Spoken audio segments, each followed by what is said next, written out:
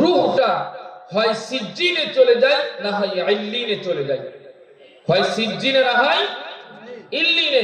সিজ্জিন সেটা হলো 7 তমক জমিনের নিচে, এটাকে বলা হয় কারাগার। খারাপ মানুষের আত্মাগুলি সেখানে চলে যায়।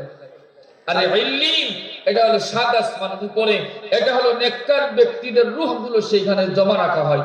সুবহানাল্লাহ বলেন।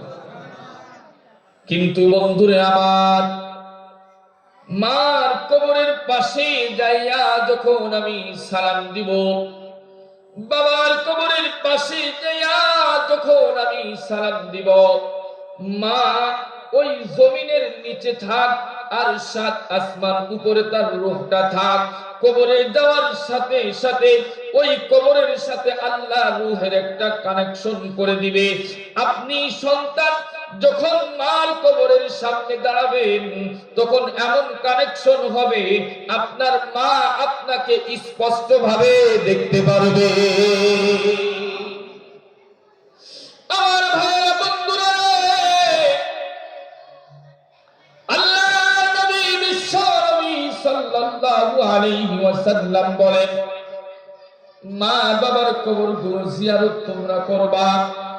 আর রূহ নামক একটা কিতাব আছে, আল্লামা জালালউদ্দিন সুয়ুতী রাহমাতুল্লাহি আলাইহি কিতাবটি লিখেছেন। আল্লামা জালালউদ্দিন সুয়ুতী রাহমাতুল্লাহি আলাইহি বলেন, শুনো, এক জায়গা অনেক বড় গোরস্থান আছে না নাই? বিভিন্ন জায়গায় অনেক বড় বড় গোরস্থান থাকে। ওই গোরস্থানে যখন নতুন একটা লাশকে রাখা হয়, তখন অন্যান্য রূহগুলা ওই লাশের রূহের কাছে, নতুন রূহের কাছে আসে। অন্যান্য রূহগুলা আসার পরে জিজ্ঞাসা করে, আমার ছেলেটা কেমন আছে? আমার কথা বুঝেন না মনে হয়? একটা গোরস্থানে অনেক মানুষ তো মারা যায়। যখন আজকে মনে করেন একটা লোক মারা গেল, কালকে সকালে তাকে দাফন করলেন, এই নতুন রূহটার কাছে অন্যান্য রূহ সব আসে। আসার পরে বলে, আরে তুমি তো মাত্র আসছো, আমার ছেলেটার কি অবস্থা? ছেলেটা রেখে আসছিলাম, আমার মেয়েটাকে রেখে আসছিলাম, তাদের কি অবস্থা? আমার স্ত্রীর কি অবস্থা? আমার আত্মীয় স্বজনদের কি অবস্থা? এই রূহের কাছে সমস্ত খবরগুলি নেয়। একটু চিৎকার দিয়ে বলুন না সুবহান। আমার ভাইরা, এই যে খোঁজ খবর গুলো নিল, কবরে শুয়ে শুয়ে আমাদের খোঁজ খবর নেয়, কিন্তু আমরা কি একটু তাদের খোঁজ খবর নিই? কথা বলেন না। একজন আল্লাহর ওলি বিশাল বড় একটা গোরস্থান দেখে, রাস্তার পাশে এত বড় একটা গোরস্থান দেখে আল্লাহর ওলি ওইখানে দাঁড়িয়ে সূরা ইয়াসিন তেলাওয়াত করে। সুবহানাল্লাহ বলেন।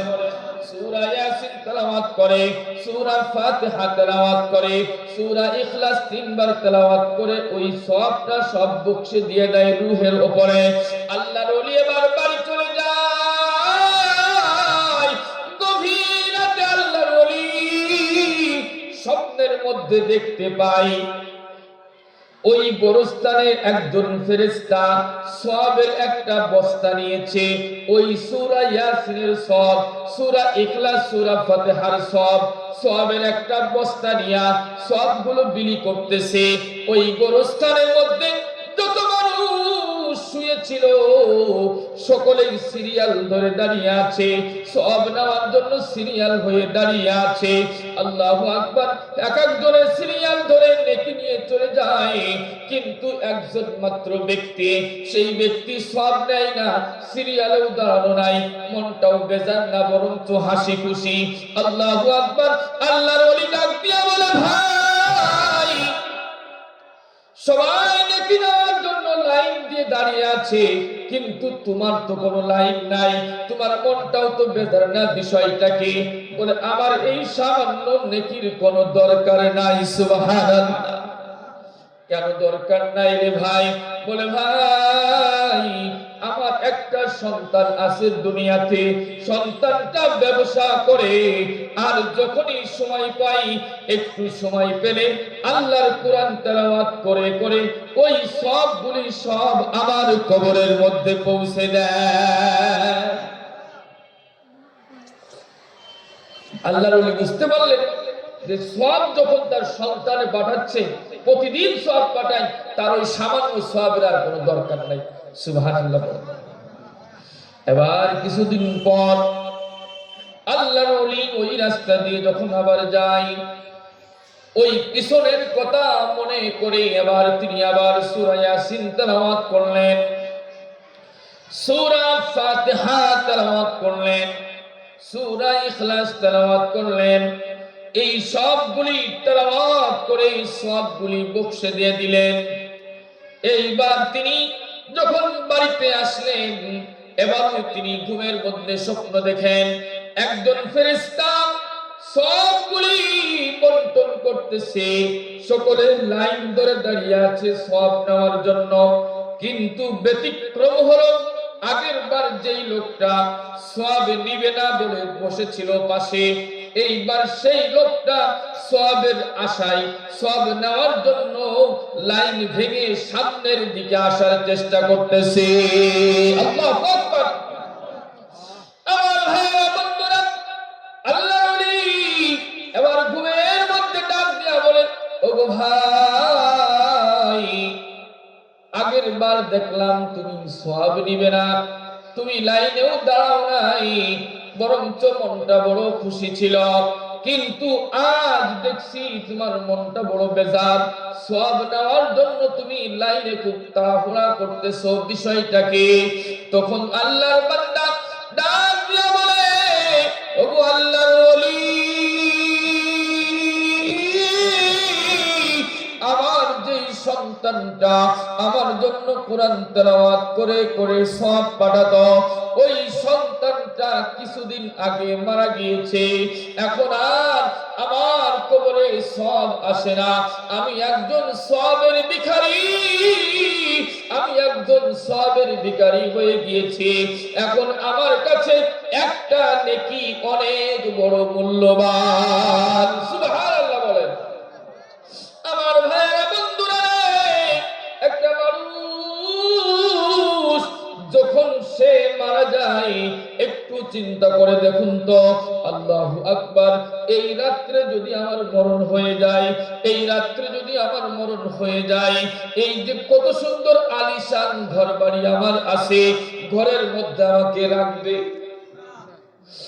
এই ঘর থেকে আমাকে বের করে দিবে, বাড়ির আঙিনায় উঠানের একটা কোণে আমাকে রাখবে, মসজিদের খাটলায় তার উপরে শোয়া একটা চাদর একটা কাপড় বিছাইয়া দিবে, সকালবেলা মসজিদের মাইক থেকে ঘোষণা হয়ে যাবে, অমুক অমুক গ্রামের অমুক দুনিয়া থেকে চিরবিদায় নিয়ে চলে গেছে, জানাজার নামাজ অনুষ্ঠিত হবে সকাল 10টায়। সকালবেলা কেউ চলে যাবে কাফন আনার জন্য বাজারে, কথা বলেন ঠিক কিনা? কেউ চলে যাবে বাঁশ কাটার জন্য, কেউ চলে যাবে বরর পাতা দিয়ে পানি গরম করার জন্য, কেউ চলে যাবে কবর খনন করার জন্য। আল্লাহু আকবার। পানি গরম হয়ে যাবে, বাড়ির আঙিনায় কাপড় দিয়া ঘিরে খাটের উপরে চড়ায়া একটা বড় চাদর দিয়ে আমাকে ঢেকে ফেলবে, আমার শরীরের রঙিন পোশাক বেলেট দিয়া কেচি দিয়া কেটে কেটে টেনে টেনে খুলে ফেলবে, এরপরে বরর পাতা দিয়ে আমাকে সুন্দর করে সাবান দিয়া ডলে ডলে গোসল করা। আল্লাহর নবী ডাক দিয়া বলেন, শুনো, যখন তোমরা কোন মৃত ব্যক্তিকে গোসল করাও, সাবধান, জোরে জোরে ডলা দিও না, কারণ তার শরীরটা প্রচন্ড ব্যথা, আস্তে আস্তে আস্তে তার শরীরটা ডলা দিবা। আল্লাহু আকবার। এইভাবে আমাকে সুন্দর মতন গোসল করাবে। ওই যে সাদা কাপড়ের কাপড়, যেই কাপড় দেখলে ভয় লাগে, যেই কাপড়টা দেখলে ডর লাগে, যেই কাপড়টা ধরতে গেলেও কষ্ট লাগে, ওই কাপড়টা আমার শরীরের